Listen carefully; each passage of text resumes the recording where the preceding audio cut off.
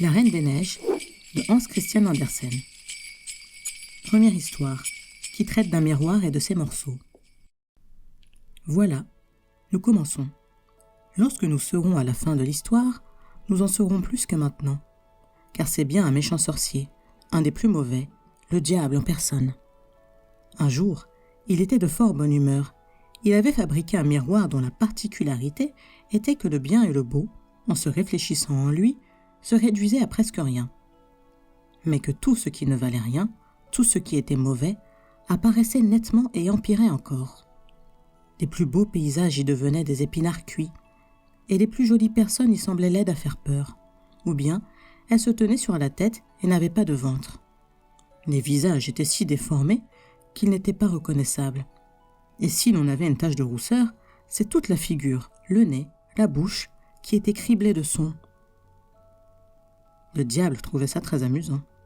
Lorsqu'une pensée bonne et pieuse passait dans le cerveau d'un homme, la glace ricanait et le sorcier riait de sa prodigieuse invention. Tous ceux qui allaient à l'école des sorciers, car il avait créé une école de sorciers, racontaient à la ronde que c'est un miracle qu'il avait accompli là. Pour la première fois, disait-il, on voyait comment la terre et les êtres humains sont réellement.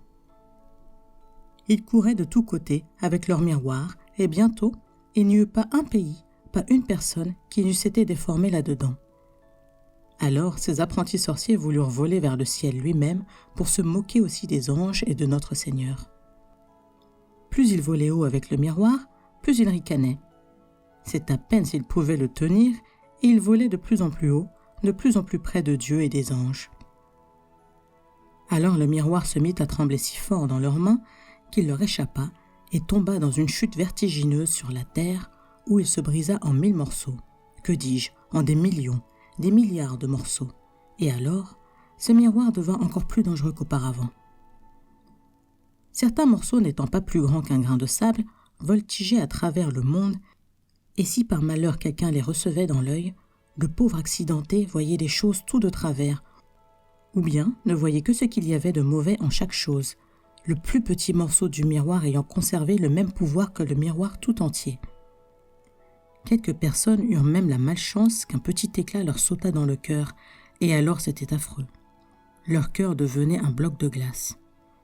D'autres morceaux étaient au contraire si grands qu'on les employait pour faire des vitres, et il n'était pas beau dans ce cas de regarder ses amis à travers elles. D'autres petits bouts servirent à faire des lunettes, alors tout allait encore plus mal. Si quelqu'un les mettait pour bien voir et juger d'une chose en toute équité, le malin riait à s'en faire éclater le ventre, ce qui le chatouillait agréablement. Mais ce n'était pas fini comme ça. Dans l'air volaient encore quelques parcelles du miroir. Écoutez plutôt. Deuxième histoire. Un petit garçon et une petite fille.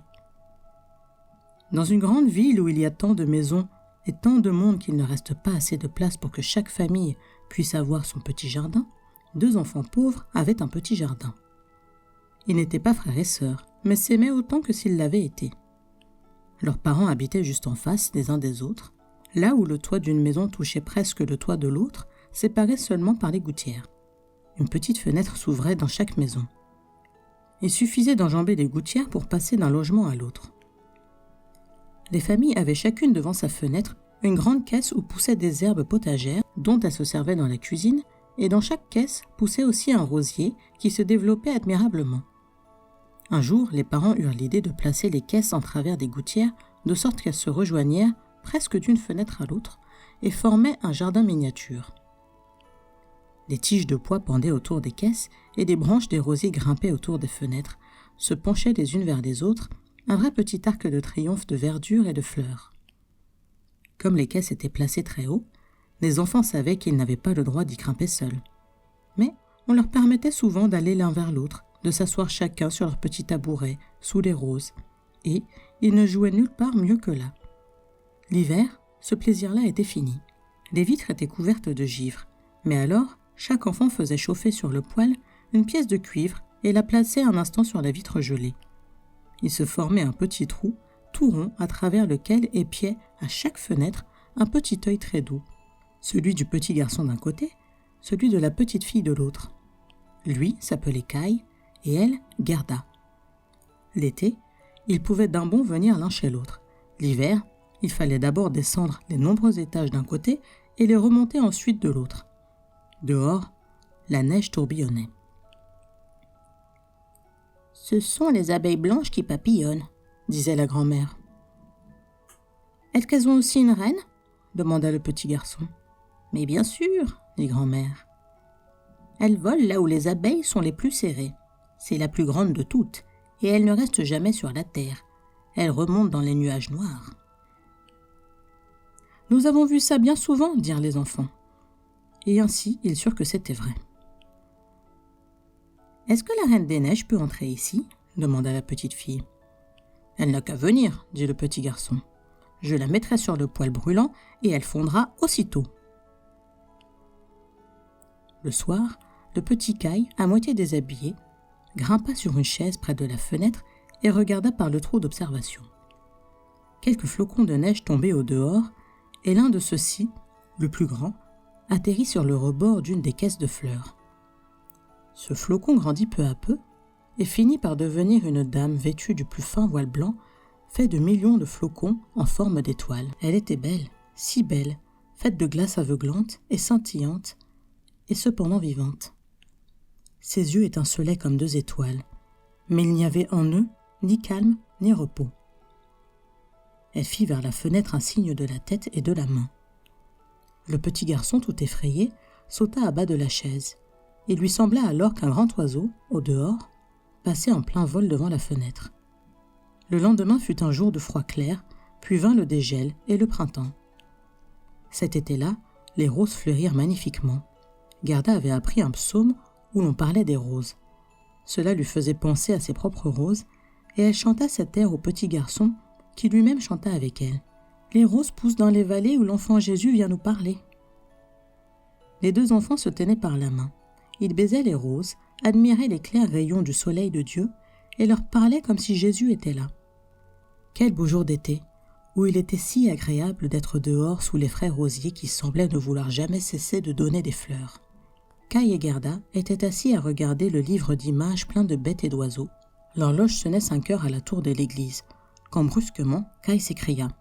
« Aïe ! Quelque chose m'a piqué au cœur, et une poussière m'est entrée dans l'œil. » La petite le prit par le cou. Il cligna des yeux. Non, on ne voyait rien. « Je crois que c'est parti, » dit-il. Mais ce ne l'était pas du tout. C'était un de ces éclats du miroir ensorcelé dont nous nous souvenons. Cet affreux miroir qui faisait que tout ce qui était grand et beau, réfléchi en lui, devenait petit et laid, tandis que le mal et le vil, le défaut de la moindre chose, prenaient une importance et une netteté accrues. Le pauvre Kai avait reçu un éclat juste dans le cœur, qui serait bientôt froid comme un bloc de glace. Il ne sentait aucune douleur, mais le mal était fait. « Pourquoi pleures-tu » cria-t-il. « Tu es laide quand tu pleures. Est-ce que je me plains de quelque chose ? Oh, cette rose est dévorée par un ver, et regarde celle-là qui pousse tout de travers. Au fond, ces roses sont très laides. » Il donna des coups de pied dans la caisse et arrachait les roses. « Kai, qu'est-ce que tu fais » cria la petite. Et lorsqu'il vit son effroi, il arracha encore une rose et rentra vite par sa fenêtre, laissant là la charmante petite Gerda. Quand par la suite elle apportait le livre d'images, il déclarait qu'il était tout juste bon pour les bébés. Et si grand-mère gentiment racontait des histoires, il avait toujours à redire. Parfois, il marchait derrière elle, mettait des lunettes et imitait, à la perfection du reste, sa manière de parler. Les gens riaient. Bientôt, il commença à parler et à marcher comme tous les gens de sa rue pour se moquer d'eux. On se mit à dire « Il est intelligent, ce garçon-là !» Mais c'était la poussière du miroir qu'il avait reçu dans l'œil, l'éclat qui s'était fiché dans son cœur qui était la cause de sa transformation et de ce qu'il taquinait la petite Gerda, laquelle l'aimait de toute son âme. Ses jeux changèrent complètement. Il devint beaucoup plus réfléchi. Un jour d'hiver, comme la neige tourbillonnait au dehors, il apporta une grande loupe, étala sa veste bleue et laissa la neige tomber dessus. « Regarde dans la loupe, Gerda, » dit-il. Chaque flocon devenait immense et ressemblait à une fleur splendide ou à une étoile à 10 côtés. « Comme c'est curieux, bien plus intéressant qu'une véritable fleur, » Ici, il n'y a aucun défaut. Ce seraient des fleurs parfaites si elles ne fondaient pas. » Peu après, Kai arriva portant des gros gants. Il avait son traîneau sur le dos et cria aux oreilles de Gerda. « J'ai la permission de faire du traîneau sur la grande place où les autres jouent. » Et le voilà parti. Sur la place, les garçons les plus hardis attachaient souvent leur traîneau à la voiture d'un paysan et se faisaient ainsi traîner un bon bout de chemin. C'était très amusant. Au milieu du jeu, ce jour-là, arriva un grand traîneau peint en blanc dans lequel était assise une personne enveloppée d'un manteau de fourrure blanc avec un bonnet blanc également. Ce traîneau fit 2 fois le tour de la place et Kai put y accrocher rapidement son petit créneau. Dans la rue suivante, ils allaient de plus en plus vite. La personne qui conduisait tournait la tête, faisait un signe amical à Kai comme si elle le connaissait. Chaque fois que Kai voulait détacher son petit traîneau, cette personne faisait un signe et Kai ne bougeait plus. Ils furent bientôt aux portes de la ville, les dépassèrent même. Alors la neige se mit à tomber si fort que le petit garçon ne voyait plus rien devant lui. Dans cette course folle, il saisit la corde qui l'attachait au grand traîneau pour se dégager, mais rien n'y fit. Son petit traîneau était solidement fixé et menait un train d'enfer derrière le grand. Alors il se mit à crier très fort, mais personne ne l'entendit. La neige le cinglait. Le traîneau volait. Parfois, il faisait un bond comme s'il sautait par-dessus des fossés et des mottes de terre. Kai était épouvanté. Il voulait dire sa prière et seule sa table de multiplication lui venait à l'esprit. Les flocons de neige devenaient de plus en plus grands. À la fin, on eût dit de véritables maisons blanches. Le grand traîneau fit un écart puis s'arrêta et la personne qui le conduisait se leva. Son manteau et son bonnet n'étaient faits que de neige et elle était une dame si grande et si mince, étincelante, la Reine des Neiges. « Nous en avons fait du chemin, dit-elle. Mais tu es glacé. Viens dans ma peau d'ours. » Elle le prit près d'elle dans le grand traîneau, l'enveloppa du manteau. Il semblait à l'enfant tomber dans des gouffres de neige. « As-tu encore froid ?» demanda-t-elle en l'embrassant sur le front. Son baiser était plus glacé que la glace et lui pénétra jusqu'au cœur, déjà à demi glacé. Il crut mourir, un instant seulement. Après, il ne sentit rien. Il ne remarquait plus le froid. « Mon traîneau, n'oublie pas mon traîneau !» C'est la dernière chose dont se souvint le garçon. Le traîneau fut attaché à une poule blanche qui vola derrière eux en le portant sur son dos. La Reine des Neiges posa encore une fois un baiser sur le front de Kai, alors il sombra dans l'oubli total. Il avait oublié Gerda, la grand-mère, et tout le monde à la maison. « Tu n'auras pas d'autre baiser, dit-elle, car tu en mourrais. » Kai la regarda. Qu'elle était belle. Il ne pouvait s'imaginer visage plus intelligent, plus charmant.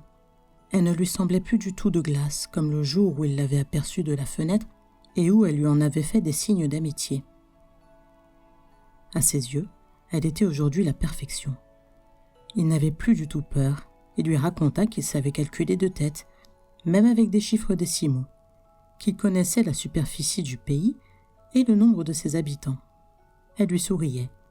Alors, il sembla à l'enfant qu'il ne savait plus au fond que peu de choses, et ses yeux s'élevèrent vers l'immensité de l'espace.